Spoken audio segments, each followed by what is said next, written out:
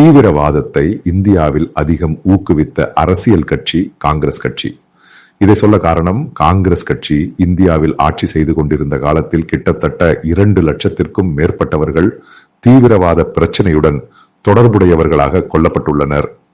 காஷ்மீரும் இந்தியாவின் பல பகுதிகளும். இதை கேட்கும் கேரளத்தில் உள்ள காங்கிரசின் தலைவர்களிடமும் செயலாளர்களிடமும் கேட்கலாம், அதில் எத்தனை பேரை கைது செய்ய முடிந்தது? இதற்குள் பொறுப்பானவர்கள் உள்ளனர். எத்தனை பேரை கைது செய்ய முடிந்தது? இதை நான் பல முறை பல வீடியோக்களிலும் மீண்டும் மீண்டும் சொல்லும் போது இதற்குள் துல்லியமான பதில் யாரும் தருவதில்லை. இதை கேட்கும் பொழுது மலையாளிகள் புரிந்து கொள்ளுங்கள். காங்கிரஸ் கட்சியின் இந்த சொல்லப்படும் மதச்சார்பற்ற இந்தியா ஒரு பெரிய போலித்தனம்.